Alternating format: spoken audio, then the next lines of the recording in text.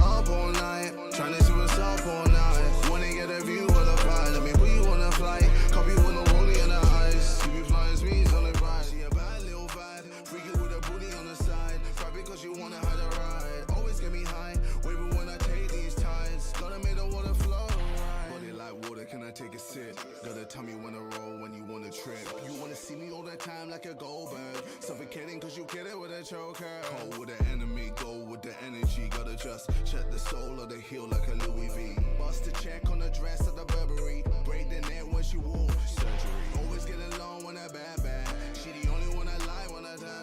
Know you like it when I'm watching like a TikTok. Going flicking up and down to your tank top. I be whipping in the limousine, moving made the body lean. Blocking on the window shit, hiding on your dirty scene. So sublime when she keep it lit. Maybe she's born with it, maybe it's Maybelline. Up all night, trying to see what's up all night. Wanna get a view of the vibe, let me put you on a flight. Copy with no rolling in the eyes. You be flying speeds on the ride. See a bad little vibe, freaky with a booty on the side. Grab it cause you wanna have a ride. Always get me high, waving when I take these tides. Gotta make the water flow right. Water on my necklace. Pressure when I hit it, then the next bitch. I just drop some water on that whole wrist. I can do no capping, that's some whole shit. Boy, I'm rich forever, ain't no broke shit. That ass so fat, get the lotion. And that pussy get control like a potion. She gon' let me dive in it like the ocean. I done ran a check up, got the bag right. Had to feel I can't remember last night. I hop on the jet like it's my last flight. She gon' take the dick like it's the last pipe. Ooh, rolling on my wrist, that's cool. I might fuck her one time and make a boo. Put up just to drop the top on you. I've been ballin' in the game, no hoop. I'm in the dance and the man done brought a something in. Dutch hot pot, we ain't got no mutton in. You got a Rari body and I ain't stuttering. Breadwinner girls, so come in and get a butter in. Broski, like tech top, big cutter in. We're from the grove, so baby, I brought a nutter in. You're cooling over there, it's bucket, ain't got nothing in. We busting up the bottles, so come in, you lot are suffering. I got money, but it's paid, baby, you know that. I was lying in the mud, ain't tryna go back. And I'm still the same nigga from the throwback. I just stay around the gators like I'm Kodak. See, I came in with KSI, looking in the haters' eye. When I was young and did some wrong, I'm tryna make it right. Too many people in my head right now. Let me go and grab the bag and go to bed right now. Up all night, trying to see what's up all night. Wanna get a view of the vibe, let me put you on a flight. Copy.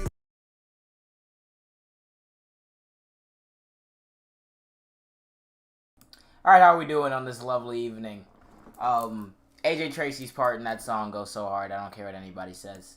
KSI's auto-tune's a little bit shaky, but you know what, that's not the topic of discussion. How's everybody doing on this fine evening? We got some things to talk about, and we got some things to watch and react to. All the happy birthdays in the chat, thank you guys so much, I appreciate it. Yeah, today's been very weird. It's been raining all day, it was like 60-something degrees, but I had thousands of people, I can say for the first time in my life, telling me happy birthday at the same time. Absolutely insane. You guys are ridiculous, and I wouldn't be here streaming or making TikToks and anything without you guys. So I don't want to start off on a soppy note, but I kind of got to start off on a soppy note. I love you guys. Thank you very much. And thanks to you guys, I've just now started to make money from doing YouTube, which is an unreal opportunity that I never thought I'd see. But, yeah, you guys are insane. Let me know if everything's fine. You guys can hear everything good. And thank you guys all for the happy birthday wishes. We only got about 3 more hours left of my birthday. So I'm probably going to get off at like 10 or 10:30 because I got to do some homework. And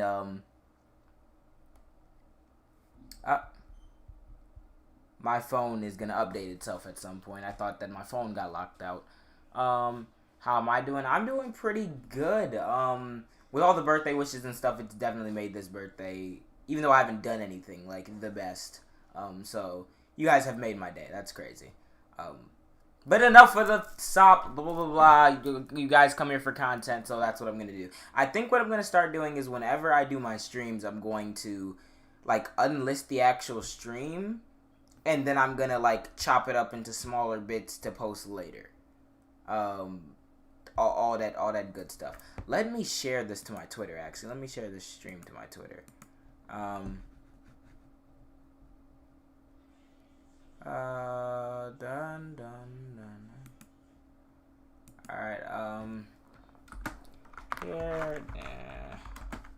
But yeah, now we definitely got some things to talk about with certain mandem being mad. How's everyone? MLB The Show's finally coming to Xbox. You want to know why I'm not really happy about that? It's not that I don't. Well, I mean, I'm kind of anti-Xbox, but not even for that reason. Because when they said cross-platform, I thought they meant they're also gonna put it on PC. And if it was on PC, that means I could stream the game while like I vibe and we don't really have much to do. But I can't do that because they're not bringing it to PC. It's only on Xbox. So that's annoying. But nevertheless, things. Yes, very much indeed. So, today, first of all, I got my TikTok account back. I don't know how. I don't know why. I think it might have been you guys emailing them, which I can't thank you guys enough for, and the creators that had my back when I originally got banned. But I emailed them. I submitted an appeal. They never got back to me. And then I emailed them again today. And I sent the email that I immediately went to TikTok and I saw someone comment, "Oh, the account's back up." And then I went and I searched my name on TikTok and then it showed that my account was back up. So I emailed them about my ban again after they had already given my account back. So they took it down without any notice to me and then gave me it back without any notice to me and didn't provide any solid reason as to why they banned me in the first place. I don't know. TikTok's weird, and that's exactly why I'm going to try to be putting like 110% effort here. So I got to do this stream, then I got to get off and do homework and study and crap. I have SATs next week, so that should be absolutely fun. But yeah, so I got my TikTok account back. Today's my birthday. That's about half the things in the stream already done. So happy you're back. Thank you. Thank you, John Blake. I appreciate you. But so here. Today, we are going to be making content like usual. Don't ask me this again. Cancel. So, first of all, we're going to look at Steven Crowder. Many of you guys know, first of all, before I even go into this segment, many of you guys know that Steven Crowder is indeed... Oh, wait a minute. I'm still getting used to my own stream controls. We need to get you to 700k on TikTok. Please do. That would be great. They knew it was a bad look for them. I think it's generous that you believe that my channel holds that much clout on TikTok. They don't care about me. So I just learned to accept that, I guess, because I'm not gonna waste time fretting over it when I know I'm not really gonna get anything done by complaining. So whenever they ban my account, ain't much we can do about it. All you can do about it is make sure you're following all my other social media to keep in touch, because this channel is gonna go to the moon. I can feel it. So, like I was saying, before I messed up my controls or whatever, and what I was about to start talking about, many of you guys know Steven Crowder. Steven Crowder, like the biggest conservative media voice in the world, in the country. YouTube channel, 5.4 million subscribers, is a racist. I don't say that lightly. If you want to argue with me on that, then we can go ahead and argue that. But I assume you guys have a high enough IQ to understand that Steven Crowder is indeed a racist. And remember when Steven Crowder got destroyed by... So he gets publicly owned by... Yeah, I remember that. And it's funny because it's like they don't expect that. And they have complete editorial control over like what to cut out whenever he does the... change my mind segments, and then he'll usually keep in the parts where he talks to some person who doesn't know what they're talking about and that either completely agrees with him or he shits on him, because Steven Crowder has media training and he's a big media influencer, so of course he's gonna be able to talk circles around college kids who just woke up that day and saw the dude on the sidewalk.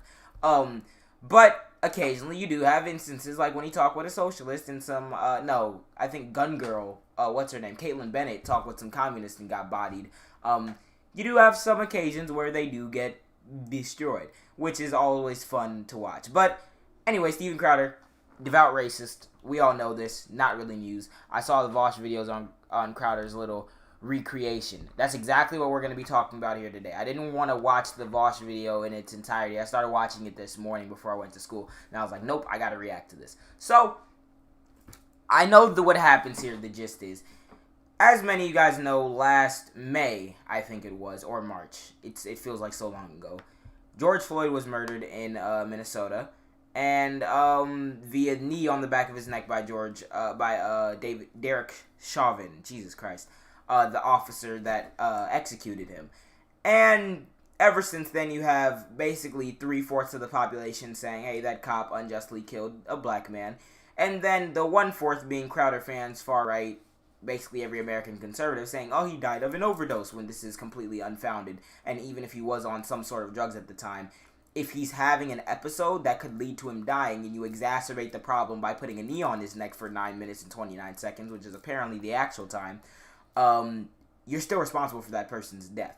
So, in an attempt to buck the popular YouTube narrative and the liberal left media narrative of George Floyd dying via knee on his neck when we actually fucking saw him die via knee on his neck, Steven Crowder decides to do a public experiment in which he has his producers kneel on his neck to indeed prove that with this perfectly analogous situation to what happened to George Floyd, that he couldn't have died from a knee on his neck.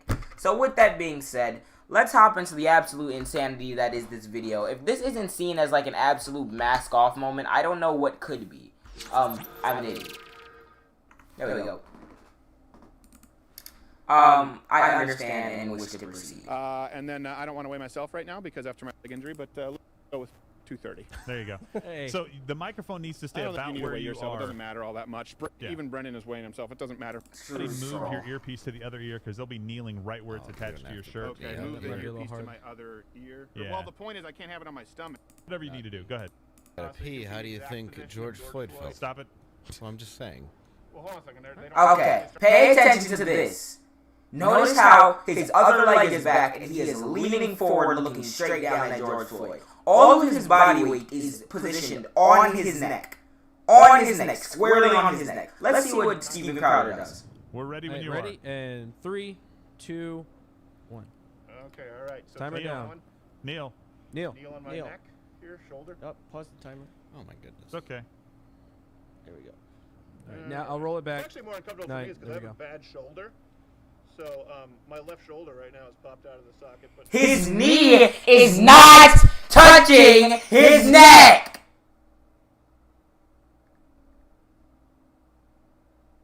I'm echoing? Oh lord, is it doing the thing again? Hold on a minute.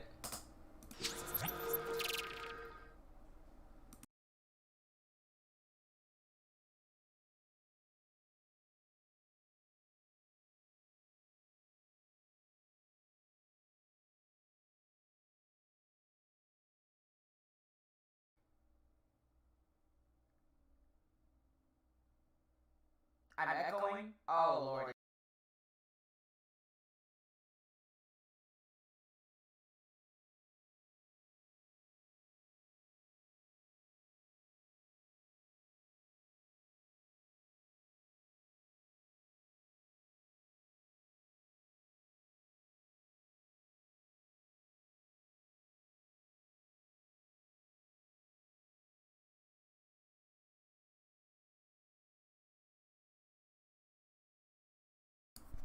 Okay. Is it good? Are we good?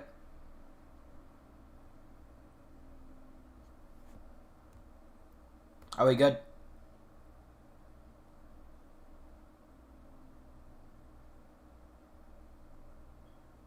Am I still doubled up?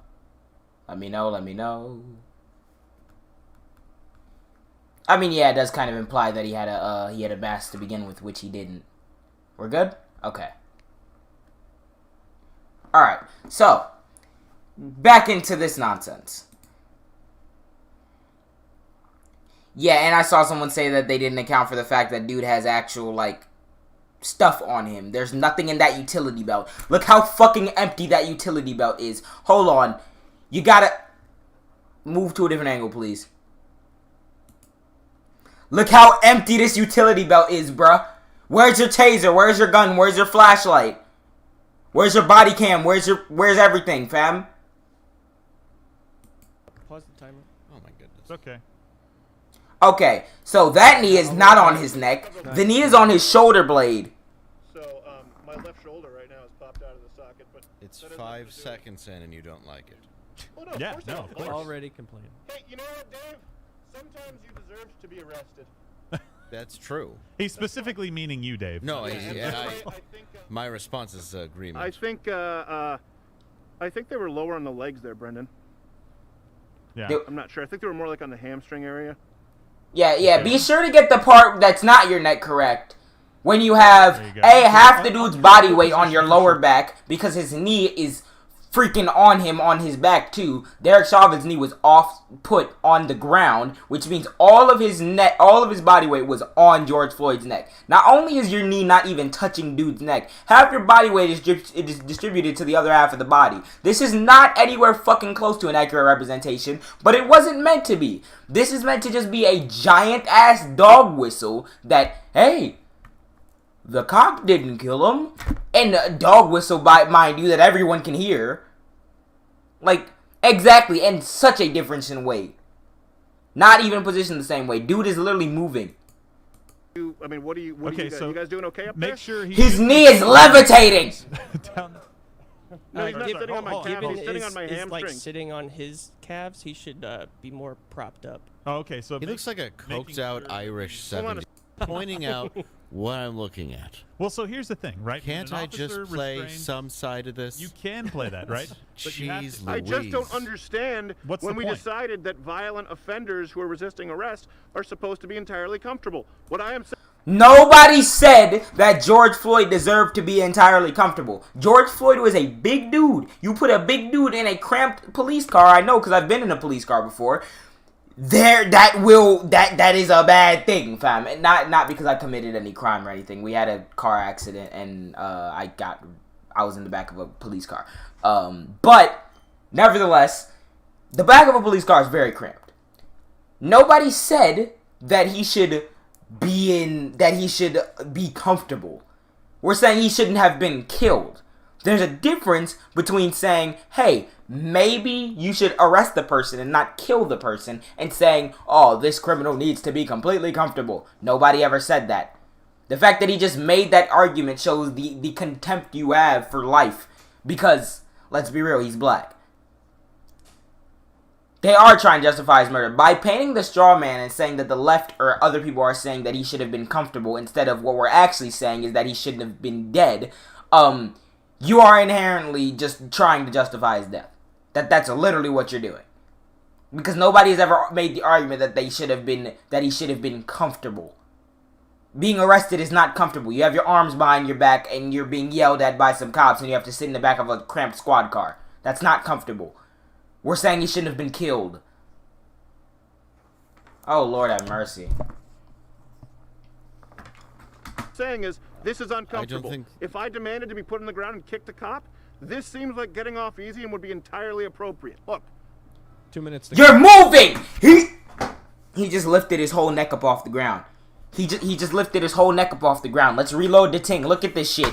what I am saying is, this is uncomfortable. think- If I demanded to be put on the ground and kicked a cop, this seems like getting off easy and would be By the way, yes, asking to be put on the ground and kicking a cop allegedly is warrant for death apparently. entirely appropriate. Look, 2 minutes to go.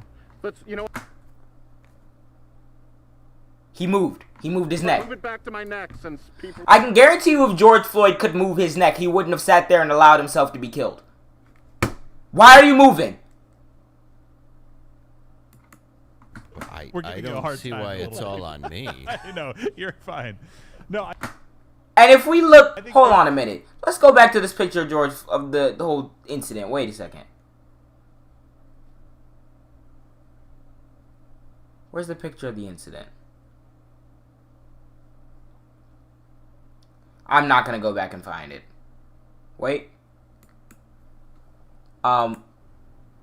So this is a submission. This is not a submission. Chauvin would have to But- be Okay. just like That is nowhere near. Dude, that is literally, you can see the gap between his shoulder and his neck with the knee in between it. Why is your knee on his back? They're literally, let me move my face cam real quick. Hold on a minute. They're literally showing a picture of George Floyd and Derek Chauvin with the knee directly on his neck. And then look where dude's knee is. It's going to be slightly off-center, but I don't care. Look where dude's knee is. That's his back, Johnny. What? Alright. Apparently, this is completely warranted. It's completely warranted. My face cam's slightly off-center, and it's making me upset, but I don't care. Wow. Okay. That as well. He would move to reposition. My point is you're breathing. He had all his weight on one knee. Which if somebody is on fent. Oh, Okay. no. Who's this guy? Oh, that's... I will actually go further than that. My, you know, I do grappling, and my is that this is probably more difficult for me than it is for a lot of you out there watching. And it's funny because even you know they were never gonna put the knee directly on his neck at all because that would actually run risk of him dying. But you do realize that even if you put the knee directly on Steven Crowder's neck and he's like struggling to breathe and he survives the 9 minute 29 seconds, that means nothing. Human beings can survive various situations at different times. It doesn't mean that if he were to survive, even if they were doing it correctly, that this would somehow disprove that George Floyd died. No! Because everyone's body reacts different to different circumstances. But not only would that not prove anything, you didn't even bother to put the knee on the neck because he's not out to actually prove a point. Well, he is trying to prove a point, but he's not out to actually try to prove it. He's just making the appearance that will signal to his audience, look, they're lying to you about how George Floyd died because I obviously survived this. Yeah. It's literally been proven by Doc. Yes. Exactly. Let someone else do it. Don't let your producer do it. So just so you hear me speak, I could speak this way where it sounds like I'm normal. You're levitating. Yeah, so much pressure's being put on Steven Crowder's neck that he could just hold his whole head up for that brief second right there. I could switch my face. It's more comfortable for me to lay And so my did head George down. Floyd, by the way. He did pull his head up and move his head around. So what? Just so you hear me speak, I could speak this way where it sounds like I'm normal, but it's less comfortable for me to do a neck flip. Well, and I'm also just throwing stuff in there because I'm trying to, you know. There we go. We're get him done. up. All right. Get him up. Help. All right, Tokunawa. Get 2, 2, 1. They actually did a countdown. 2 seconds. Happy New Year. All right, Tokunawa, There get you off. go. Get off. Okay, good. There we go. We're Get him done. up. All right. Get him up. Help There him we up. go. Help him up though. Okay. Well, they don't have earpiece. Alright, that was the most clownery I've seen in my life. There are 1 million people that watched this video and thought, okay, this only has 11,000 dislikes. I've lost faith in a significant chunk of the country's population. I will just tell you that. There are 62,000 likes on this video. Crowder tests the theory. This isn't a theory. Somebody died. Oh my god. Oh my god. This is what happens when you let people who are worthless get platforms and try to minimize the death of people, of an unarmed black person. Like, there is no other solution. And I know Vosh, when he says things, can be a little yikesy for some people at some times. But one thing that he said that has resonated with me, and it might be hyperbolic, but I don't see a way in which it's not just like a, okay, we don't care or we like when innocent black people are killed when it comes to people like Steven Crowder. Because the fact that you have even the gall to go up here and do that is telling as to what your position on minorities are. Exactly, the lengths he goes to justify his racism. But you know what? That racism gets him a lot of money, millions of views every month, and a lot of attention. So, yeah. And he probably believes it too, which I wouldn't even blame him at this point. Because, you know what? He's a terrible person, and terrible people do terrible things, for the most part. But best believe you will catch this smoke at any point. Like, oh, Lord, just let me debate him. Please.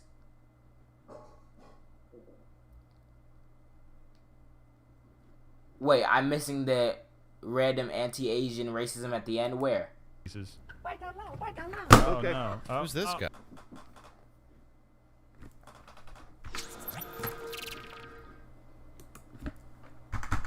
Now, There get you off. go. Get off. Okay, good. There All we right, go. now We're get him done. up. All right. Get him up. Help There him we go. up. Help him up though. Okay. Well, they don't have earpieces. Oh, Okay. no.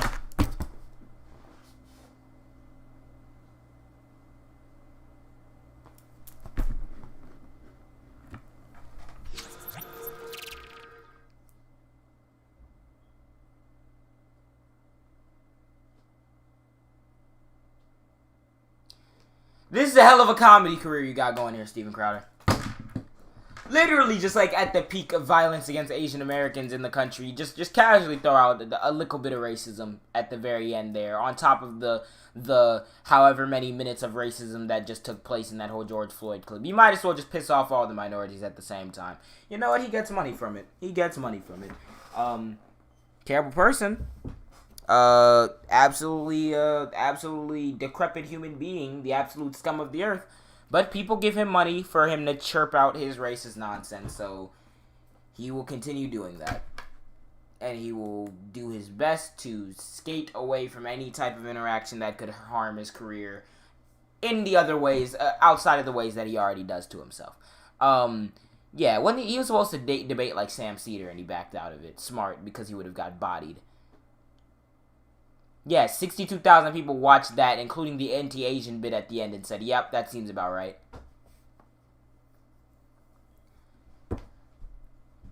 There's a special place in the depths of YouTube demonetization for people like them. And I wish that upon Steven Crowder. I'll happily say that now. Absolute decrepit human being. Moving swiftly along. That was tragic.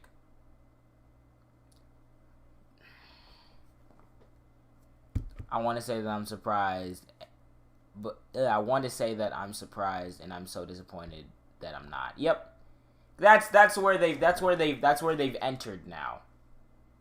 That's the level of cognitive ability we're at now. Doing a 20-minute segment where you reenact the death of a black person by police in order to say, see, I didn't die, therefore the theory's wrong, and then throw in anti-Asian racism at the height of anti-Asian hate crimes in the country. You can't get more blatantly racist than this. 1 to 10, what do I give Biden so far? I'm gonna be harsh and say 5, because A, first year, B, he's done some good things, C, he hasn't addressed broad systemic problems like the border crisis. He's trying to, but I'm not gonna give him anything above a 5 because I need to give him more time and see what he remains to do. A lot of it, there's been a lot of cringy BS thing like the marijuana thing where they were firing workers over that, and where there was a clear conflict of interest with, I think, the Department of Health and Human Services, I think, the head of that, and then their press secretary came out and said she's the first LGBTQ member. Like, that doesn't matter. Critique their policy. There's been some yikesy stuff, there's been some good stuff, there's been some bad stuff, so I'll give him a 5 for now. What is the video called? This video is Knee on Neck, Crowder tests the theory live. There's Cultural Appropriation Month? That's a thing? That's a thing? You're joking. Oh, that thing. Biden will get bumped up to a 6 if they do the infrastructure bill for real. He'll get bumped up to a 6 if he does that. That will be the first major infrastructure project since like the 60s. And being at a 6 in your first year in office is very good. But moving swiftly along. Jubilee. You guys know what Jubilee is. At least I would hope you know what Jubilee is. Basically, they are a channel about discussion, and they'll have sides on or whatever, and they'll talk about issues. You guys know what Jubilee is. I'm not going to waste time explaining it. Let's hop right into the video. Hassan Piker did a reaction to it, and I haven't watched that. So I want to see what they're saying, liberals versus conservatives, who gets censored more. I actually am very interested to hear the nonsense that's going to be said. We can drag one of these chord progressions in. Chord progressions? That's cold. Welcome back to Middle Ground, and thank you to our sponsor Dashlane for making this episode possible. Make sure you stick around after the episode for a special offer. For example, like white supremacy. Okay, wait a second. Let's see what's Take, for example, like white supremacy. They don't go away because you censored them. Are they going to stop being a white supremacist? I don't give a I do feel safer. That is the point. Tech platforms play a big part in facilitating hate today. Twitter specifically has banned a number of different conservative accounts, not just the president. They can do whatever they want. They're private businesses. I think that people should be able to say whatever they want online. However, I think that there should also be consequences. The president of one of the most powerful countries in the world doesn't have access to social media. I think. Well, maybe he shouldn't have fucking used it to incite a riot against the most powerful people in the entire country. Senators and congresspeople. Content. We really have to be able to discern who gets a voice and what they're able to say. We need people in the conservative field to fight for our right to be conservative. As somebody who has experienced censorship, it ends up generating these chambers in which these ideas go completely unchallenged. And everybody kind of has to ask themselves, should everybody really be able to say what they want to say? I feel like the spaces in which these ideas don't get challenged will happen whether or not you have censorship. The censorship that conservatives tend to complain about is just the fact that websites have TOS, and conservatives are incapable of going too long without violating TOS. Obviously, there's censorship on the left, too, because when you're, for example, me, I'm a prime example of leftist censorship. TikTok doing everything in their power to shadow ban or straight out ban me for literally no reason and giving me, like, spam bans because I outed a racist white creator. Like, yeah, but I feel like whether or not TOS or censorship exists, you're still going to have chambers where ideas go unchallenged because that's just how people are. They buy into content that they already agree with because they don't feel comfortable watching anything that challenges their worldview. They're sitting very close together, social distancing. Hi, I'm Leah Thomas. I am a writer and the founder of I want to be on Jubilee so bad, but they're not going to put me on because I'm not 18. Intersectional Environmentalist, which is an online environmental media hub. Hi, I'm Lawrence. I'm a public policy analyst for San Bernardino County. Hi, I'm Bennett Kelly. I'm the founder of the Internet Law Center, and Bennett. I'm an attorney who represents victims of online harassment. I'm Michael. I'm 30. I'm conservative, and I work in finance. My name is Jerome. I'm a political science student. I am 21, and I'm originally from Massachusetts.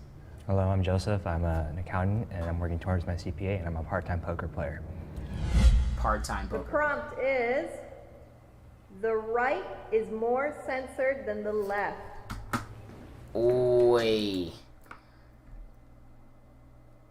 No! Here's my thing.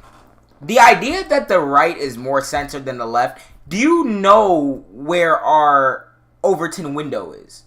Our Overton window compared to other countries is so far to the right that literally right-wing thought, like what we consider Democrats should be considered right-wing. Right-wing thought in this country is so mainstream that a lot of people don't even recognize it until you get to, like, the Nazism territory.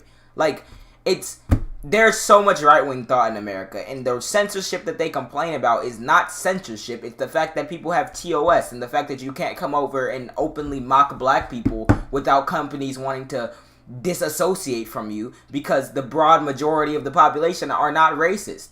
If the broad majority of the population were racist and it was a profitable business model for companies, they would play into that shit because they did play into that shit when a majority of people were. But times have changed. So for you to say that, hey, I'm being censored because websites now have evolved to have TOS that makes it so you can't discriminate against people is fucking stupid. Whereas with the left, you can actually argue for marginalized communities and have that shit shut down by Twitter because you're or TikTok because you're going against their business interests. Because they'll take some woke points whenever they can get it, but anything too woke, now you're threatening their bottom line and shit. So they'll do anything to kind of decrease the likelihood of that happening, no matter how big your content is. So for you to say that the right is more censored, you're actually an idiot. I mean, we think it's obvious, right? Yeah, I'm assuming most of us are conservative-ish, in that spectrum, but I think that a lot has happened during the January 6th riots. That's why we see it more, and that's why it's more big of a problem. That's not an argument. So if I were to tell you, if you were to ask me, which one is more punished, Brad or Caleb? And then they both walk through and Brad's like, you know what, I think I'm more punished because, I did kind of like punched mom in the groin and then stole all the cookies and trashed the house. I mean, yeah, you're more punished, but why? Merch, you tip $10. Xander, you're a god. You're better than anybody in this whole... I'm joking. I love all of you. But thank you very much for that generous donation. I appreciate it. I don't know exactly when that came through or how delayed it was, but thank you very much. But back to this. Yeah, you could say that you're more punished, but why are you more punished? It's because you kicked mom in the groin and stole the cookies and threw them everywhere. That's probably why you're getting the butt whooping. You don't get to say, hey, conservatives are more censored, while simultaneously acknowledging the reason why some drastic steps have been taken recently, which are warranted, because when you're using social media and various platforms like right-wing sites and Trump's incitement on Twitter and everything to literally threaten the seat of government, and not for some righteous coup, proletariat overthrowing reason, because your guy lost an election and you can't handle the fact that he lied to you and you think it's real. That's a warranted step for companies to take, especially to prevent stuff like that happening again and to protect their own interests. Yeah, you can technically wear more censored. No, first of all, this was one incident and you guys fucking deserved it. Second of all, this compares nothing to what leftist censorship is like. So let's not beat around the bush here. Now, Parler can't even be on the App Store, or Trump got kicked off Twitter. What is your take, though, on one of Biden's cabinet members saying they want to get involved with Bolivia after a leftist leader won the election because violations to democracy? From what I've seen, the whole thing in Bolivia, the only thing that Evo Morales, I think his name is, did was extend the term limits, go over term limits, which is yikesy. But again, they've been building up Bolivia, building up their economy. The people love him. And yeah, if the CIA or if America meddles in Bolivia and then fucking goes, see, socialism doesn't work because Bolivia, I'm going to lose my shit. I'm going to lose it. They better leave Bolivia alone. Please. Just please, okay? He won the election in a landslide. It's very complicated around how they do their elections, but there was no fraud involved. The people voted for him. They weren't being held against their will to do so. They've been voting for him. And yeah, he extended the term limits, which is yikesy, but the people are voting for him overwhelmingly. So, unless it's like a dictatorship where they're going against the will of the people and keeping him in charge, there's no business for us to even... And even if there was that, unless they're a direct threat to, lives around the world and everything, and it's some massive intervention thing we should do, that's none of our business. We have to leave them. Leave them alone. Please. We've done so much meddling in South America already. What's going on in Bolivia? Basically, a socialist, president was elected, and they basically overthrew, a fascist that was in power who got put in there after, that president had already been in power, I'm pretty sure. And they've been doing really well ever since he won. Their economy's been skyrocketing, people are happy. It's been going very well in Bolivia. And now Biden's administration is maybe sort of kind of thinking about meddling down there because threats to democracy, when in real life it's just the CIA doesn't feel comfortable with a socialist country in his backyard. So yeah, it's annoying. It's annoying very much. But getting back to this, he's the leader of the free world, basically, at least for the U.S., and he doesn't even have access to a social media platform. Because the leader of the free world, with the influence in the office that he had, incited people to riot against the Capitol and threatened to hang Mike Pence and kill Congress members. That would be a good reason for the leader of the free world not having their account. If multiple people are tweeting white power out on Twitter, it'll probably stay up. But you could run into some instances where it gets deleted. When the president is doing that, they still let it slide, and then he incites a riot. I think that's enough warrant to be like, all right, Donald, you got to get your shit shut down. I think there was Twitter, which was left-leaning, long before there was something like Parler. Well, absolutely. You know what I'm saying? Yeah. I think that these echo chambers that are created as a result of censorship are a reaction. They're reactionary. They're not necessarily, they wouldn't exist by themselves if right-leaning people weren't being censored. Yeah. Echo chambers wouldn't exist if right-wing people weren't being censored? Are you It's funny how these people complain about censorship when they simultaneously have Ben Shapiro, Candace Owens, and Steven Crowder in the corner. The most recognizable names to anybody, whether or not you pay attention to politics.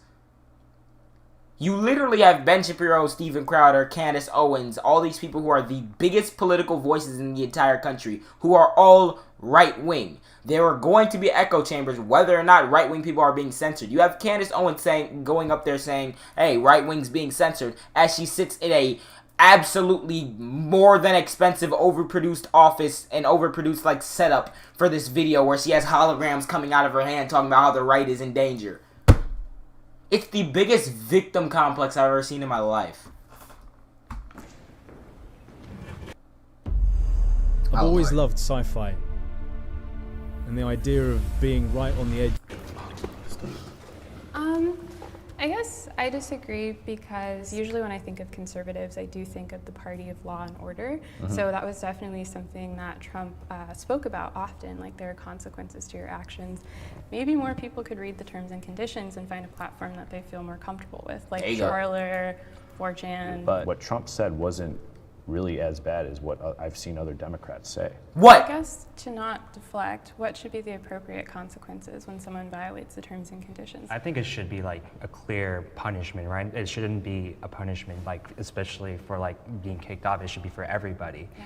But if that is the solution, that has to be the solution for everybody. So No Name, Sean King are two of the most prominent left-leaning activists that I know of.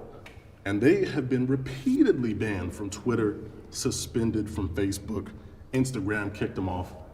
And then when it happens to Candace Owens and Ben Shapiro, we hear conservative voices are being, but it's the exact same thing that was happening on the left that's now happening on the right. So I think the problem is the conservative, I don't see you, the conservatives that believe this rhetoric is being suppressed, I don't think they know the other side is dealing with the same thing. There's no real history of which I am aware of left-leaning creators being blacklisted the way that guys like Alex Jones, James Woods, Donald Alex Jones is The reason why you won't find a history of left-leaning people being censored to the extent of Alex Jones being and Alex Jones wasn't censored. His Twitter was kicked off because he was violating terms of service. He wasn't censored.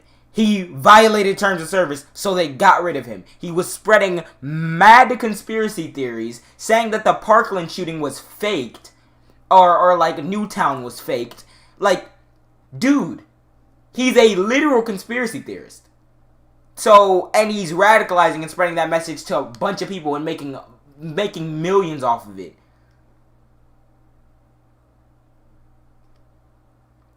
Exactly. People like Ben Shapiro, Candace Owens, PragerU, Fox News, Steven Crowder, they are literally the faces of political discourse.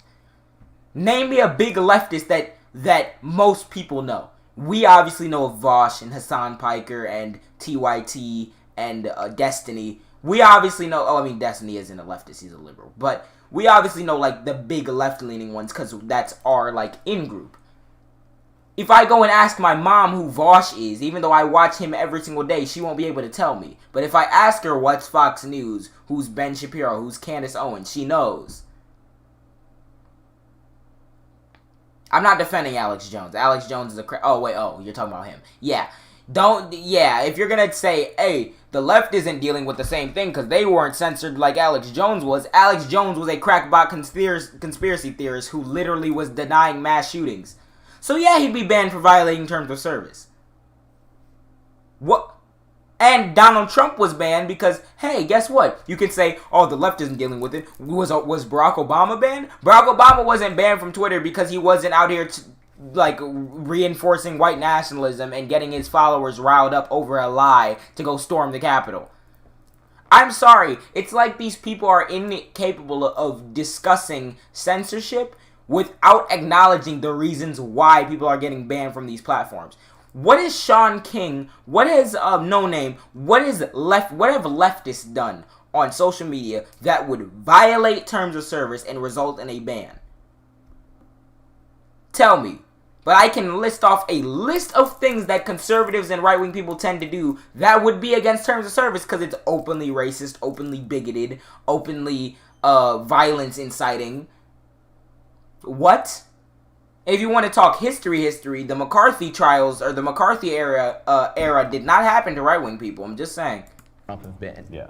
Alex Jones was on this journalistic scene for 30 years. Journalism. Alex Jones was a journalist. Okay. And they erased all 30 years of that. How about the White House YouTube channel? They eliminated all of Trump's videos. All of them. Do you not see the difference, though? Wait, I gotta fact check that.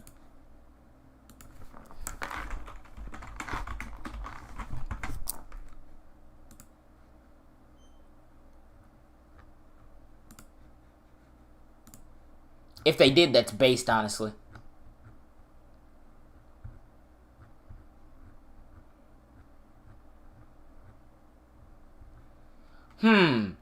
It's almost like...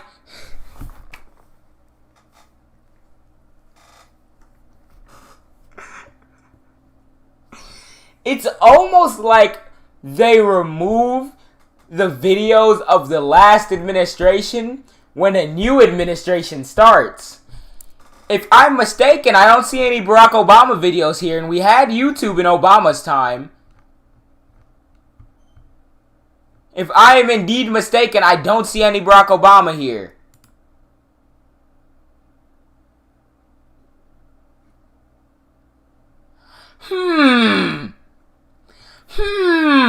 Maybe they wouldn't want to have the White House YouTube channel that's controlled by whatever administration is in the White House spouting narratives from the previous administration that would go against their agenda. Maybe, just maybe. Do you think Donald Trump kept up the Barack Obama videos when he became president?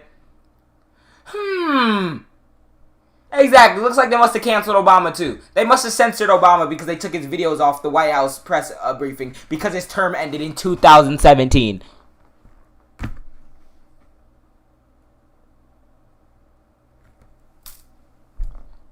These people. And I wish that the liberals were aware of this when they make that video. Obviously, you're on the spot. But if you would have brought this up, it would have ended the debate already.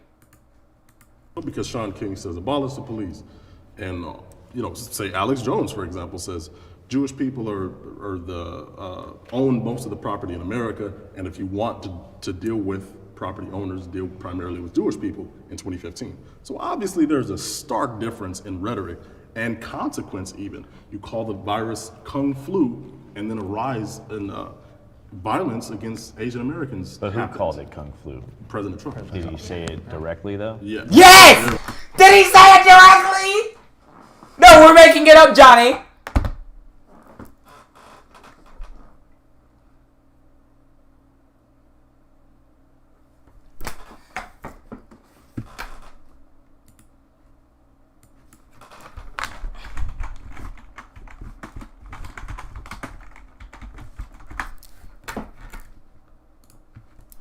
I've never felt so close to the possibility of disclosure. The Nephilim.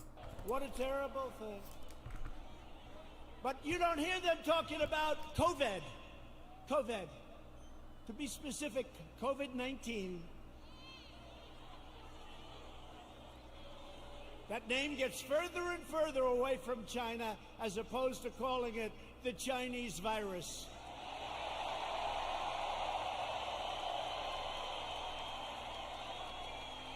And what we've done with the ventilators and with the medical equipment and with testing, testing is a double-edged sword. We've tested now 25 million people. It's probably 20 million people more than anybody else. Germany's done a lot. South Korea's done a lot. They call me, they say, the job you're doing, here's the bad part. When you do testing to that extent, you're going to find more people. You're going to find more cases. So I said to my people, slow the testing down, please. They test and they test. We got tests that people don't know what's going on. Minneapolis, you see what's going on? They're not kidding. They got a lot of problems. They'll have a lot of problems. Hey, it's 1 o'clock in the morning. And a very tough, you know, I've used the word on occasion, hombre. A very tough hombre is breaking into the window Casual racism. of a young woman whose husband is away as a traveling salesman or whatever he may do. Casual racism. Anyway, it's a disease, without question, has more names than any disease in history. I can name Kung Flu. Point proven. He tweeted it, yeah. He tweeted So it. There And he said are it. reasons for the differences and consequences, but I think if we understand that it's happening widespread, because I've seen people on the left say kill cops, permanently banned, permanently like done. Right. So I think we have to take a step back, remove ourselves from the box that we're in, and kind of, okay, is it happening over here too? There's ideas that exist on and offline that are abominable, that I disavow unequivocally, but that I subscribed to when I was younger. You know, when I was younger, didn't understand what I was necessarily looking at, didn't have enough worldview or perspective to know that these were not good ideas. But because that they were censored by the forums that I was espousing them in, I never had the opportunity to have them challenged. I would never have the opportunity to have a conversation about why these were bad ideas. There was no purveyance of the ideological free market, and that's really the only way for these ideas to go away. Take, for example, like white supremacy. People who have those beliefs don't go away when you ban them from platforms. Those beliefs don't go away when you tell them to shut up. Those beliefs don't go away when you punch them in the face, you know, or when you revoke their rally permits. But when do we... Those beliefs also don't go away when you incite riots and when you are so bought into the actions of a presidential administration that you're willing to believe that he was actually the correct victor, and giving you a platform to spread that information, especially as a big right-wing content creator, doesn't make your beliefs go away either. What does make your beliefs go away is you personally finding what you believe in. That's what makes your views shift. Whether or not you ban them, ban them's not going to make them change their mind, but if you keep them up there and they're spreading their nonsense, it's still not going to change their mind either. It's up to that person. But what we can say is, hey, if you violate these terms of service, you're gone. It just so happens that the right tends to violate the terms of service way more than the left does. We draw the line, because if somebody, let's use Kung Flu for example, what I said earlier. Let's say it's Alex Jones that says, oh, this is a Chinese virus. They brought it here.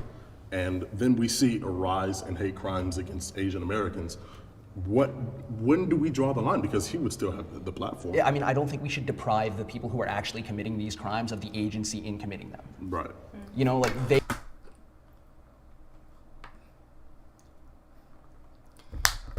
We can walk and chew bubblegum at the same time. If you attend my how to kill somebody class, and then you go and you kill somebody, and then they track it back to me and say, hey, that person killed them, they're gonna go to jail for that, but you're the one who told them to kill that person, therefore you're going to jail too. That is not depriving somebody of the agency in committing that crime. You're dealing with them in the way they committed that crime, and dealing with the source of where it came from at the same time. What? Depriving of agency? To hold both parties accountable is not depriving of agency. You're holding the people who committed those hate crimes against Asian people and Alex Jones or somebody for spreading the narrative that it's a Chinese virus and it's their fault. That's not depriving of agency. That's holding both parties accountable. And I'm mad that they just all let that bullshit slide. They are doing that, and they frankly would be doing that regardless of whether or not there was somebody who was using inflammatory rhetoric online. That's exactly my point when I say these ideas don't go away. Mm-hmm. And then you feed those ideas, you build the anger. So for example, if you ban a white supremacist or a huge white supremacist group from Twitter, there's still probably going to be white supremacists chilling and hanging out outside of Twitter. Right. But it would be harder for that white supremacist group on that platform to inflict harm towards black folks, right? Because then I do feel safer. So if I'm being harassed by a white supremacist group or someone who's saying that black people don't deserve to live, I do feel safer as the user. Are they gonna stop being a white supremacist? I don't give a fuck. I don't care. They can do whatever the fuck they wanna do. That's their free speech. However, it does make me feel a lot safer. And that's a valid point, because when the purpose of having terms of service is because you want to make money as a business, you want as many people on your platform as possible, and you want as little controversy around your platform. Actually, no, you want a lot of controversy around your platform, because negative media attention or positive media attention, it's attention anyway. But you want the least amount of problems. So you want to have a terms of service to make sure that, hey, we can keep users on here. They feel safe using our platform, and they don't feel like, oh, I got to get out of here because there are a bunch of people attacking me, which is why you have terms of service. So I don't care what your free speech is. Free speech does not apply to corporations when you're using their website or using their stuff. They can dictate to you what is a violation of their terms of service. And if you're saying all these white supremacist stuff or whatever, that is in turn driving people away from your platform and making people feel a lot less safe. So the way to stop that and the way to stop you from losing money, it's not because these corporations actually genuinely care about black people or anything like that. To stop them losing money, to stop the bleeding, they're going to enact their terms of service and say, hey, that stuff is bad and you're violating our guidelines and you're costing us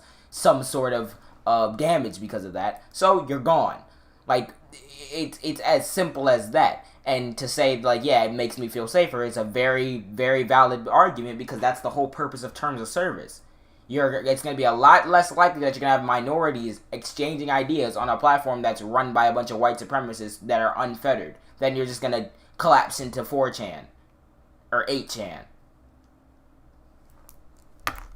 I just think the left is now catching more up to us and realizing that the censorship is happening, and then now it's kind of touching their side too more, and maybe with the left isn't catching up to y'all. The left was the original people who were getting censored before there were apps. Conservatives have ran the country forever. Forever. But McCarthyism happened. Sure, Steven Crowder violated community guidelines and got banned. Okay. What did he do? What did he do? Okay, he literally mocks George Floyd's death. He does Black Voice, where he goes and he makes fun of black farmers doing the voice and shit. Yeah, that's a clear violation of something that would cause you to get banned. Whereas someone like me, I get banned, what'd I do? I proved beyond a reasonable doubt that a white creator said the N-word. Then she falsely reported my account, which led to me getting bans upon bans upon bans until they eventually terminated my account and then gave me it back. What did I do that violated guidelines there? Nothing. But if you can look at someone like Steven Crowder, who literally is mocking black people and just being overtly racist, okay, I can see why a corporation would want to take that step. It's not that the left is catching up with you, it's that you can't fucking understand that the people on the right are more likely to violate community guidelines because you guys' ideology is just worse. It's not my fault y'all can't keep it in your pants and y'all have to get riled up and violate community guidelines every time you see a black person getting treated with equitable treatment. Like, that's not my problem, fam.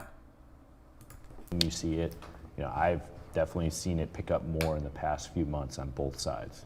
With the left, the example I gave was from 2014. I know. That's been around for a while, even when you're looking at the civil rights movement and you're looking at the literal burning down of civil rights headquarters and things like that. My parents and my grandparents and my great-grandparents in the civil rights movement were continuously policed and harassed for their beliefs, violently so, jailed for their beliefs. So I find it's hard for me to compare when civil rights folks are being imprisoned and killed for their beliefs. However, because a conservative can't use Twitter, I'm supposed to feel bad. Well, I don't think that's a comparison.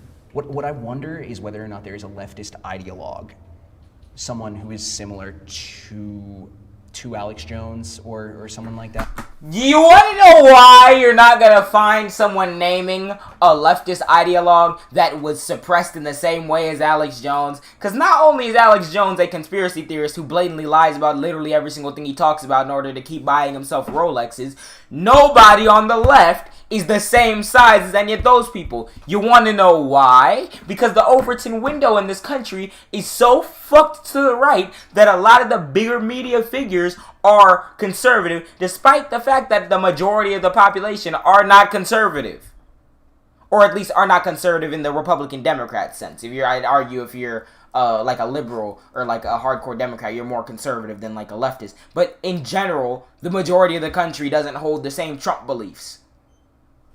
You fucking want to know why people can't name someone as at the same size as Alex Jones who got treated? Because there's no one is the same size as Alex Jones. And no one is as stupid as Alex Jones on the left. There are a lot of people that are as stupid as him on the right. But yes, that's why. That was blackballed from 6 social media platforms over the course of 12 hours. Who? On the left, it doesn't really happen at all. Look at what they admonish. Like, abolish police, give everybody health care. Like, what in that world, what in that realm would be like, you're done. You don't need to, you're talking about killing people. Well, we're saying burn it all down this summer during the riots. Buildings, but that's not, But that's still people's property. You know, they saved That's their whole violence. savings. $2 billion damages. Hey, buddy, if you're so concerned about... Alright, here. First of all, nobody was saying burn it all down for, like, as a general narrative of the left. You had people who were like, alright, yeah, if this trial doesn't work out in this way, we're burning shit. Okay, guess what? They did do that. There were riots 3% of the time, and even then, those people faced their individual punishments. You didn't see any big leftist creators saying burn it all down, or else they would have probably got banned.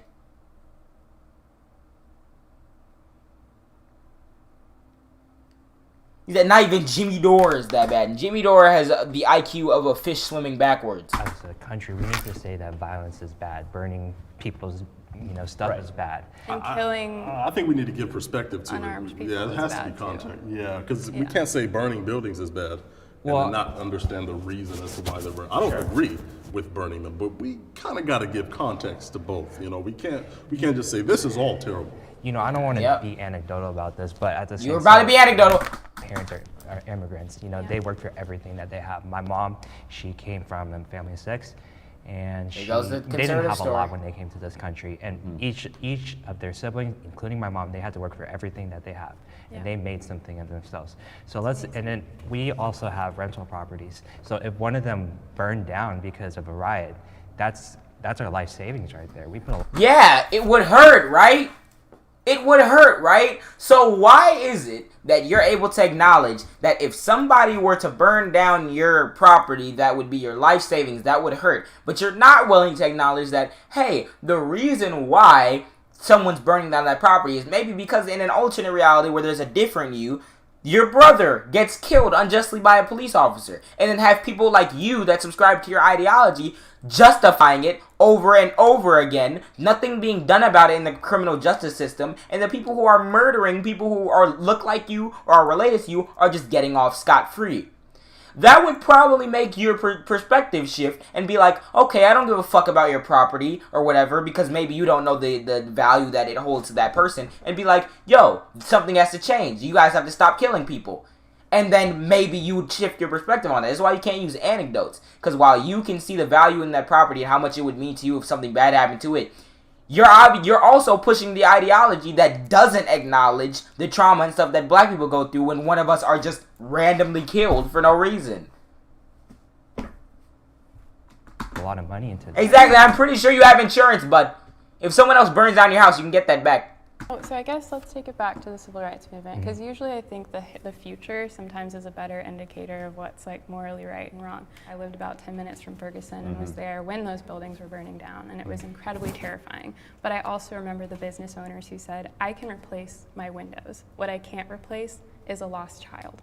So hearing those business owners, hearing them, I can talk about them hypothetically and how I hypothetically think they might feel, but I also can talk about people who had their own buildings burned Of course, down. you know, So and people who do say that they're on like, you know, the Black Lives Matter side, of not course. necessarily, a Well, lot sure. of them are white. But at the same time, you know, like I go back to business because, you know, I'm an accountant, you know, I care about the numbers and all that stuff. But And I care about Black lives. All I right, care but about I- lives. yeah. y'all There care you about go. lives, but also- Passive aggression. Ah! Like a lot of misinformation was spread about those riots too, with the hands up. Oh, they don't want to see me on Jubilee. I'd body some people. They said that he was facing backwards, and they found out that he wasn't, and he didn't have his hands up. You talking about last year? Or? No, talking about Michael Brown. That's what started this. Yeah. Let's just not Well, get and then into they're that. spreading the misinformation, and then it also. And also, if you'd like to have the perspective, so I was there that day, Yeah. unfortunately, and we can talk about censorship. So after he was killed, he was on the ground for 4 hours. Our radio stations were turned off and our news stations were turned off. So we didn't have information as to what was going on, which I So you agree don't like the allowed censorship. misinformation to spread. Exactly. However, to say that, so no, I'm not agreeing with you, but I'm saying maybe like know what the people in that community were faced with before Yeah. speaking on something that you don't No, know. it's terrible. That's terrible. The censorship of those radio stations is awful, and I think it contributed to a lot of misinformation. Not That's why just people misinformation, flocked but and went pain and destruction that happened within those communities Yeah. because people weren't being given the information they were entitled to. Yeah. You know, I think that in itself is an argument against censorship for sure. Yeah, they're Tech both arguing. companies should be allowed to ban whoever they want.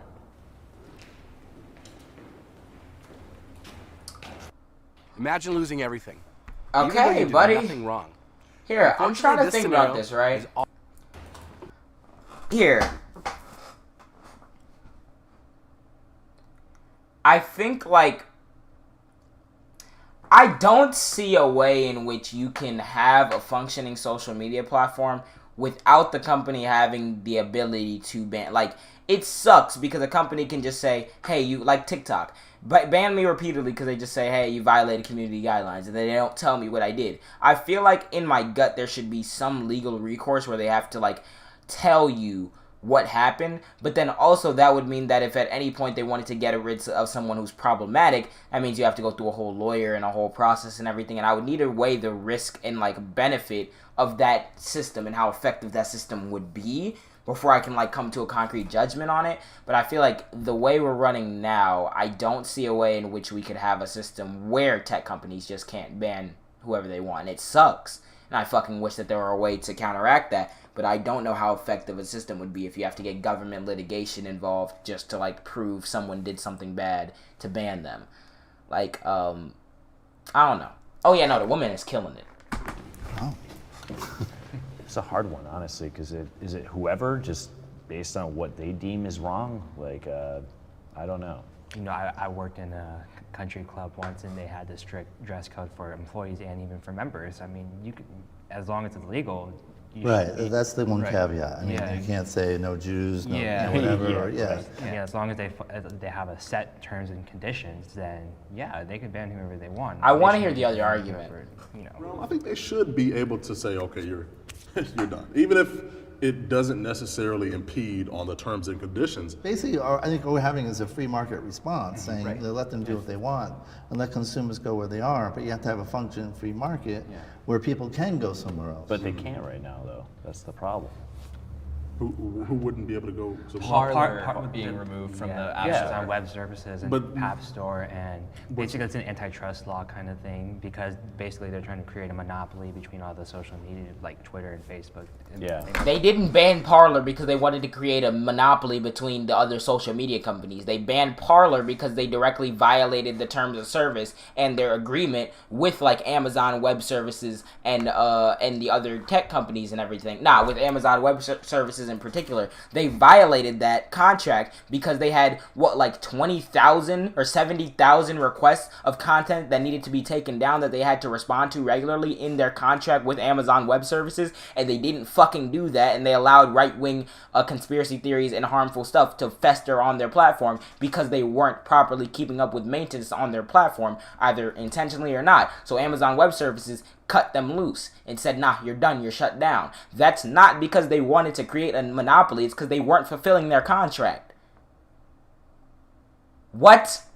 These That's what I went off of it. I've actually talked to an owner of one platform who says they do more to combat hate speech on a per person basis than some of the larger entities, but they still can't get picked up on Apple and the Google Play. That's my problem. The market isn't functioning properly then. Like, okay, should Twitter have the leader of Hezbollah be on Twitter? They're listed as a terror group by the EU and the US. Well, he's still on Twitter. They've been sued over that. I mean, have they? And they've been sued over that, but as long as the tweets aren't promoting terror or violating the terms, also a political party. That's the thing. Hezbollah is a political party in Lebanon. I know Bin Laden's dead, but if he were alive and he made a Twitter and he didn't tweet anything that violated the terms and conditions, to his point, wouldn't they be able to still stay on the platform? And I think that I think that should be fair because you need. Not necessarily. I agree. They should just ban them. Maybe match. Yeah. I'm just saying that, like, if they have a set guidelines and set rules, they shouldn't and they follow them. Then why would you kick them off in the first place? I mean, if it violates their terms and conditions, I think they can ban whoever they want, but I guess just a hypothetical, if all of a sudden they were like, we don't want to see breastfeeding, so we're going to ban everyone just because we want to. Technically they can because they're a private, business entity, but I guess morally it kind of rubs me the wrong way. I want to agree. That's great. But I feel like if I do agree, then I feel like I would be giving social media and tech companies far too much importance. Right. People exist without social media. I don't think if you ban somebody that's like a morally egregious act. I think you'd be shocked the number of people, especially like my age and younger, who get their news exclusively from social media. My worry about it is that the algorithms of these companies do not incentivize nuance. Yeah. So a lot of the time you see, like, what trends is what is getting clicks, and a lot of the time that's controversy. But sometimes too, though, they artificially put things that are trending up there that really aren't. Well, the problem is it's Yeah. the Wizard of Oz. Reddit Maybe did I that, haven't and heard- Twitter does that too. We don't know what those algorithms are, but there are suspicions that they are trying to fuel conflict. Right. And conflict creates clicks, which creates comments, which creates engagement. And so in some ways, social media is dividing us as much as it is bringing people together in this big platform. Oh, they definitely profit off of the division too. When we talk about the terms and agreements, it's interesting because there's nothing that says incitement of violence. But if we do put incitement of violence, then Trump didn't really incite. I believe he didn't incite them because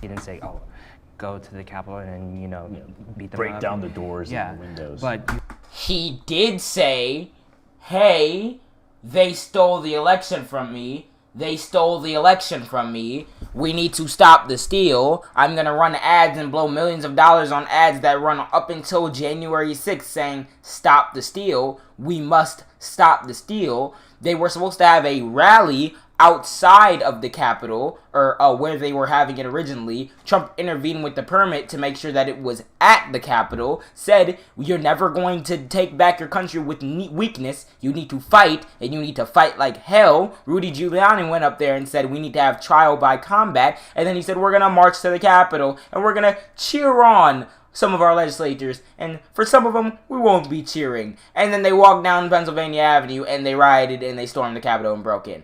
I'm sorry.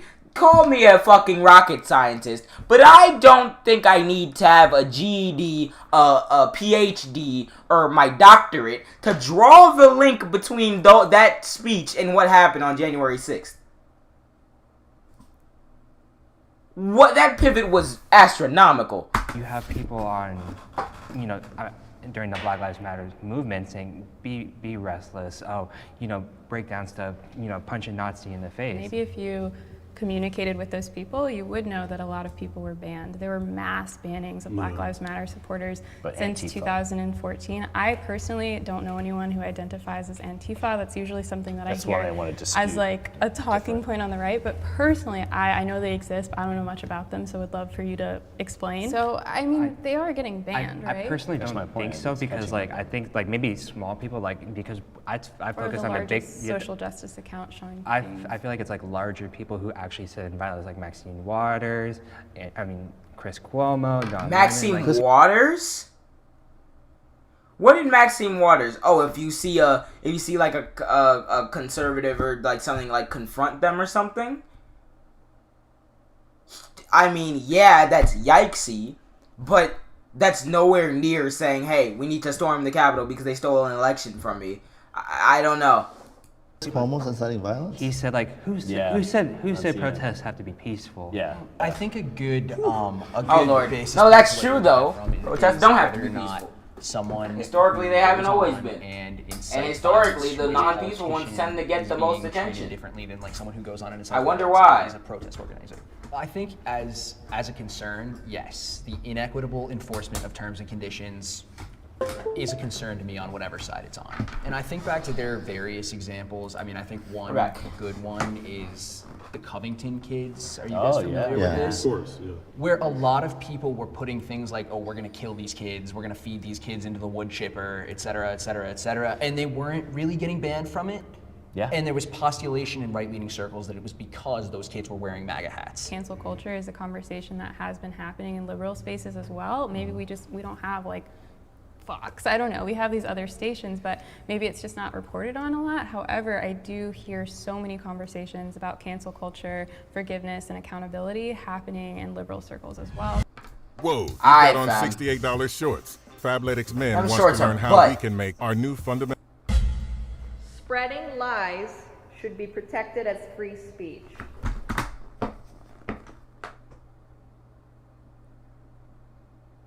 That's such a difficult one.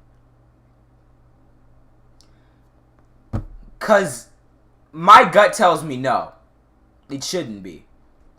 But if we go down, no, it shouldn't be, then not only are you going to have to prove that the person deliberately spread misinformation, you're going to also have to determine what is the truth. There are certain things that are objectively, like, not objectively, but there are certain things that you can demonstrate, like, yeah, this is a fact. Like, that's factually true. There are other things where it's like you're walking in a gray area where technically I didn't actually spread information because it's up for debate when they're just saying, like, oh, or something, like, completely outlandish. My gut tells me no. My gut tells me if you can prove beyond a reasonable doubt that you're intentionally spreading misinformation and this is indeed a lie, then no, it shouldn't be protected. But I just don't know how we go about ensuring that, if you get what I mean.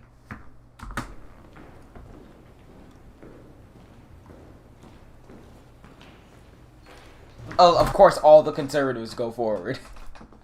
It makes their lives a lot easier. My thing here is that I think we have to be very attentive to who we make the arbiter of the truth. When I think about lies and like people's lies, you know, I think about people's truths, you know, people's perspective, people's opinions, and you know, that should be protected in that sense, because if you feel something and you believe in something or you have an opinion on something, that is your truth. That is, well, maybe to some people it's a lie, maybe to most of the people it's a lie. There's a difference between your truth and the truth. If you're saying it's my truth that I came from a bad background and I was able to rise through the ranks and make better for myself, yeah, that's your truth. That's not, I'd like to think of the term your, like finding your own truth or finding my own truth as like finding an inner core like inspiration behind what you do, or finding like the realities of your situation and how and what really happened in your life and how you're able to overcome certain things. Basically like a story of your life. There's a difference between your truth and the truth. One cannot say it is my truth that Donald Trump won the election. No, because the truth is that he lost. Unless you're talking about personal anecdotes in your own life saying it's like, it's my truth that in my encounters with white people, most of the time they haven't been racist. That's not actually me saying that. That's just an example. But that would be my truth coming from my personal experience, and there's no like demonstrable way to prove that majority of white people are like indeed racist. You can't really prove that, so that would be my truth. But if I were to say my truth is that racism doesn't exist, you'd be a fucking idiot, and I'd be like, no, because the truth is that racism does exist. So there's a difference between finding your own truth and just blatantly lying. Your truth, and you have the right to say your truth, right? When Donald Trump started this campaign of, you know, the election was rigged, he actually does believe that. That is his. That doesn't fucking matter. I responded to his point in advance. It does not matter whether or not Donald Trump personally believes he won the election. It does not matter whether or not that is his truth, because the truth is that Joe Biden won the election by every single determinable metric. The amount of votes that he got, the amount of electoral votes that he got, everything. The amount of court cases that Trump lost where he assumed that there was some mishandling. When you're proven time and time again that the truth is that you lost the election, whether or not you believe that you lost the election is fucking irrelevant at that point. For you to obfuscate the leader of the free world lying and attempting a coup by saying that's just his truth, you are opening the door to a wormhole of fucking shit that you don't even know. Is truth. It seemed like a lie to a lot of people on the left, and probably some people on the right. But he has the right to say that. You know, there's nothing in the Constitution, there's no law saying. Well, the question that begs is who says whether it's a lie? Yeah. Who decides it's a lie? Yeah, who's the arbiter, like you said. If we allow lies to be spread as part of like a free speech, then we have what we have now currently is, I think 500,000 people now died of coronavirus, and a lot of them died on account of just lies. You know, if you wear a mask, you know, you can't breathe in it. You know what I'm saying? You don't have to social distance. This is a liberal hoax. So if we protect lies in the realm of free speech, they have real life, real time consequences. You know, we protect people from certain things that are dangerous. And the thing that I will say is the argument that I agree with the liberals on is that, yeah, if you protect lies under free speech, it leads to real life harm. The argument that I would say goes against the liberals is that when you're talking about free speech, that is strictly a constitution thing. Free speech, like for a concept, we all know, like colloquially when we talk about free speech, you just basically the freedom to say whatever you want. But that freedom is protected and ingrained in the First Amendment. And that First Amendment specifically describes that the federal government cannot put you in prison for things that you say. Or that aren't, like, obviously, like, a bomb on a plane or something like that. So, my issue that would go against the liberals is by saying that you can not protect, or that you can't protect lies under free speech. If you're talking about freedom of speech, the actual thing in the First Amendment, that means you're giving the federal government power to arrest you for something that they consider to be a lie. Which is very yikesy, and you can easily see the government overstepping its power in many regards. Whereas if you're talking about just as the concept of free speech, then I would agree. But yeah, there's a difference between, like, giving the government that much power to do that and just talking about the concept of free speech. Said, take this placebo, don't, because it'll cure cancer, and people did that and died. That would be dangerous. Theoretically, you would be liable, correct? I would be liable If you too, use your yes. credentials to say, drink this and it will cure your cancer, and Right. someone did that, you would be liable. But would CBS give me airtime for a commercial for that? No. We complain as conservatives that there's not enough fact checkers that are on the right. There's Snopes, there's fact check, they're on the left, but there needs to be someone to take fact check and stuff. You guys think that they're left leaning because you guys just seem to be wrong about fucking everything. When you deliberately lie and misinterpret history in order to suit your conservative narrative, it just so happens that historians will disagree with you. When you deliberately say that George Floyd didn't die of an overdose, or that George Floyd died of an overdose when we can literally see the autopsy report, the fact checkers are going to be against you. When you say that Donald Trump won the election when we can blatantly see that he lost, the fact checkers will be against you. G. Williker, it sure is a chin scratcher that the left seems to be right on a majority of issues. Something to think about. Snopes is on the left. Oh yeah. How does a fact check become? Exactly. How the fuck does a fact check become right or left leaning? It's a fact check. I muted. Snopes is on the left. Oh yeah. How does a fact check become? Yeah, the owner. The facts are. Donates. Last I checked, facts. Yeah. Well, if they're actually a fact check. Well, are there any that you all support that we could look into, or do you think that's something that Republicans could try to That's make what more I mean. think There needs to tanks? be. I personally think that Snopes and Politico are by and large very accurate. Yeah. I think oh, I'm sorry, go ahead. No, you continue, please. No, I think that they're by and large very accurate, but I think as with literally any media source, I mean, you can't look at, there's nothing that will be the unequivocal truth. Right. There's nothing, What do you mean? so you need to look at, things I are mean, well, you need to based look on at it and know that it's scientific being written from a Yeah. place of bias. Oh, I mean, sure, like hydroxychloroquine is not gonna cure you of COVID. Right. You know, But that's not liberal or conservative. That's just true. That's stupid I or guess not stupid. It Right. depends. It depends. It depends if it's an opinion, and then it also depends if people, politicians, love throwing out different statistics and studies and things like that. And as a little sciencey person, I do believe in the scientific method for the most part, and I think that things should be tested over and over and over again. And I think providing those, if a politician is saying a statistic, I think there should be some sort of fact-checking body. However, I am totally on board with there being a fact-checking body that is, say, 50% Republican, 50% Democrat. I think that's totally fine. There is political bias, I'm sure, in the Snopes realm. Somebody on the corporate board is liberal. You said the CEO, fine. Yeah. But there is true and untrue. And if we begin to link those two with like political affiliations, then it's dangerous because we have no realm of truth. There are lies that are harmful, Lawrence, like you were describing. You know, there are a lot of lies that are harmful and have caused a lot of harm. I feel like if you think about it, because like I really love what he said there is true and untrue, and if we begin linking those to political affiliation, you have a problem. Because like, this is not Snopes or Fact Check or Politico are just like, they're liberals and they hate Republican. Republicans are just fucking mad that they seem to be wrong about everything. Republicans can't accept that the arguments that they go to try to justify their worldview seem to be largely based in lies and deliberate, like, misleading tactics. So whenever they look at it and they see this fact check article prove me wrong, this fact check article prove me wrong, this fact check article prove me wrong, their conclusion isn't that, hey, I'm wrong about something after 3 tries. Their conclusion is, the world's out to get me. These sources are obviously biased. It's conservative hive mind. But giving the government the power to arbitrate what is and isn't true, I think can also cause a lot of harm as well. We're far more, we should worry far more about the social sphere than the governmental sphere because we have the First Amendment. That's what First Amendment should trump all. That's at least where I stand. Yeah, for the government. Right. I think for individuals too. Well, no, I mean, the First Amendment is about government restriction on speech. Yeah, exactly. So a lot of people that say I got banned on Twitter and my First Amendment rights were violated. No, that's a private entity. It's a private company. I get it. Some people should not have a Yes! Steven Crowder, Ben Shapiro, Candace Owens. platform. What's up, you guys? Call me authoritarian all you like. Gracie, and I completely reinvented America's favorite outerwear garment. I don't care. I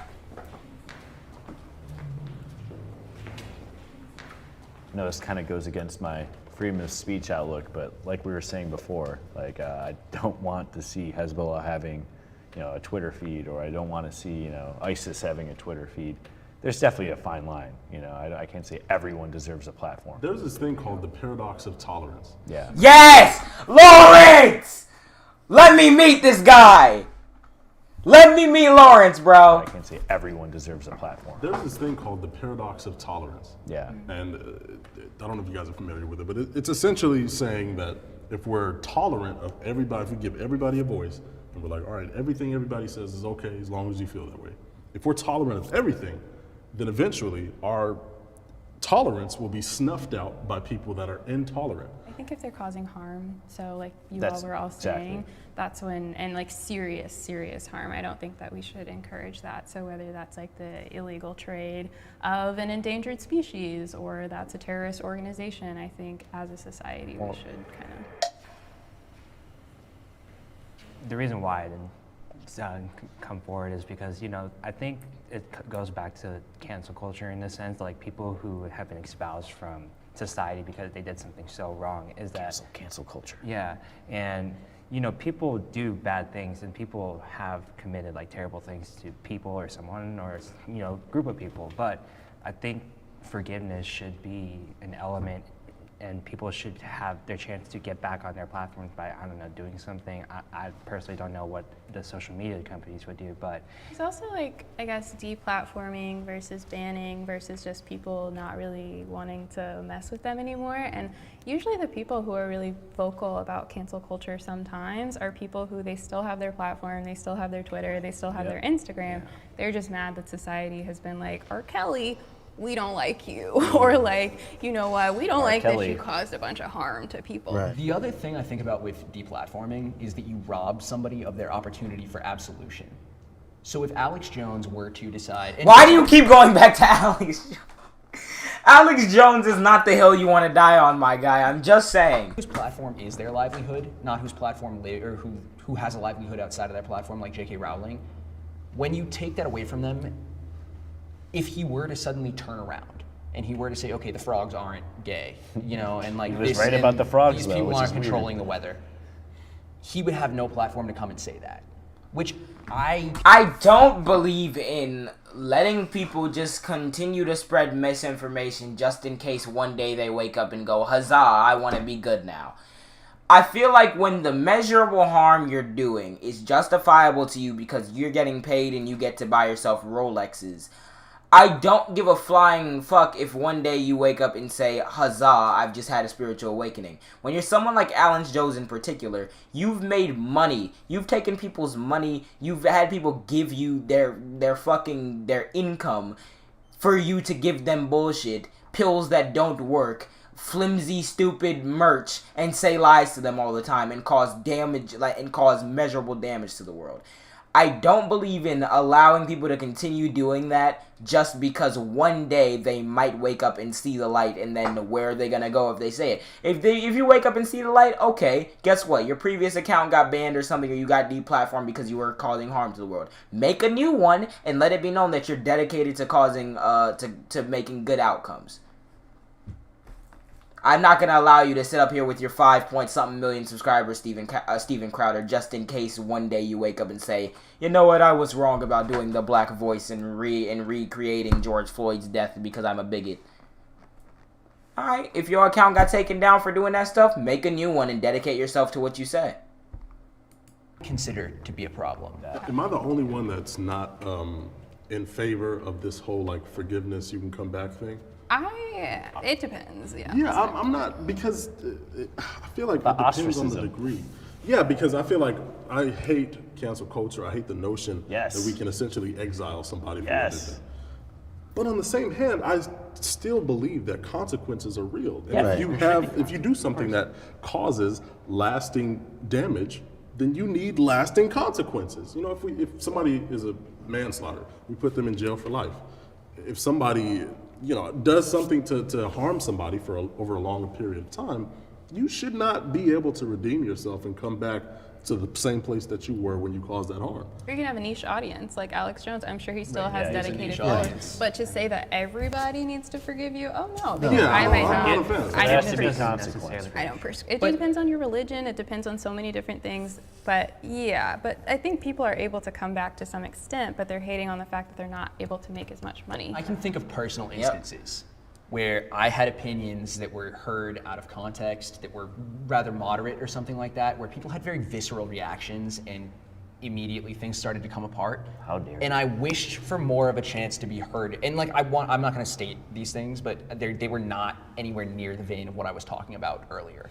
These were things that were just kind of unpopular and easy to take out of context. And I wished that I had more of a chance for people to hear me out, as opposed to kind of react viscerally from the start. And I think there's also personal... He definitely said like 1350 or something, and then everyone flipped out. Accountability. So for example, if I say something online and a bunch of people, whether they're my followers, especially if they're people who I know and trust and they have a really visceral reaction to it, sometimes I think what's missing on social media is that moment for self-reflection of like, did I say something that may have hurt other people? Can I get curious about it? I might not agree with that person being hurt, but can I at least empathize with it? Or do I want to get back on social media and say everyone is silencing me so then I can have a more niche audience of people who only agree with me? Because at this point, I think that most people just want to feel seen, heard, and validated on the left and on the right. And I think there are a lot of people on the right that do not feel seen, heard, and validated. I'm not going to say that what you all are feeling is a figment of your imagination. I think it's coming from somewhere and needs to be attended to. You know, you see all these bad things about happening to Trump supporters, and like they're getting their car keyed or stuff like that. And then my parents are always like, maybe you should just keep it to yourself. And that's a shame, because I thought we lived in a society where we could talk about, differing ideas, and we had that platform to have that free speech and, to have a healthy debate. And so there are certain things that are not debatable. I feel, especially my family and on social media, is that they want to put me into submission to suppress my voice and my conservative opinions.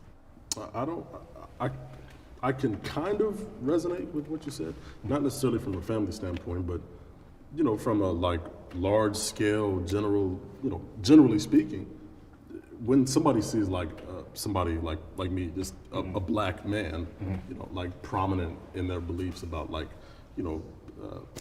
the greatness of pre-colonial Africa, or just loving kente cloth and stuff like that. There are presumptions made, and it obviously doesn't make people like me feel seen or heard or understood, because you just seen me and made a bunch of assumptions, you know, assumed a bunch of things. Like, I think we kind of have that problem, not only with social media, but just in general. You know, there's biases. It's tough. You know, it's tough to have any different opinion or any different voice. All right, you can bump it, whatever you want to do. Big Lawrence, man, I gotta meet him. I love that Lawrence guy, and the girl too. She killed it. But yeah, there are certain things that aren't debatable. There are certain things, but to say that like the right, well, I feel like when the left is getting suppressed, you see things like McCarthyism. You see things like unwarranted bans for literally no reason when you're doing something that isn't a violation of community guidelines or whatever. Whereas with conservatives, it's either they're dog whistling to something that violates community guidelines or they literally outright do it and then they complain about censorship. You guys just gotta follow TOS. You just gotta follow TOS. The issue happens that a lot of times on the left tends to follow TOS, but then still ends up getting the unceremonious bans and shit that it comes with being on platforms. But yeah. Oh, I love when people. I see what you that thing with the whole light eyes thing. People immediately jumped and thought I meant like only white girls. No, everyone can have light eyes. I think that light eyes are just like, and don't get it twisted. If you have like dark eyes, but I still like you, whatever. It is what it is. And best believe I'm still gonna show that to you. But nah, it's just like this is his trivial thing. I don't understand it. But yeah. DMX didn't die. He was hospitalized, and I believe he was in stable condition because he almost overdosed. Hold on a minute. I thought he was back in stable condition. Oh, wait, he might die.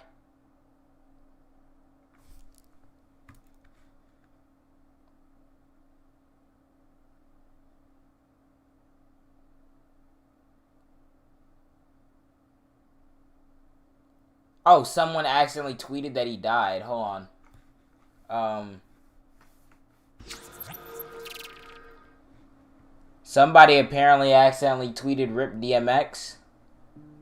And then they deleted that thing. You know how that's gotta feel? Like you're laying in hospital trying to like... I mean, I'm assuming he's not really conscious. But like, and people are already tweeting you dead, but you're still alive.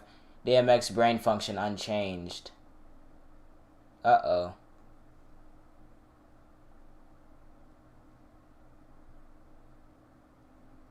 I thought he was back on stable condition. Wait, did he die? Why is Wikipedia saying until April 8th, 2020? Did he die on my birthday? Are you serious?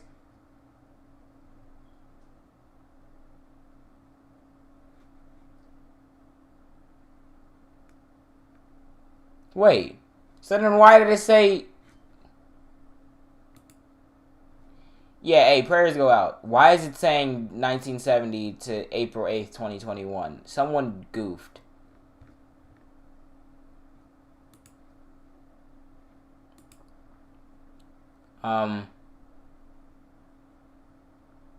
Yeah, prayers to him and his family. Let's, hope he pulls through. It doesn't look really good, but, that's super sad.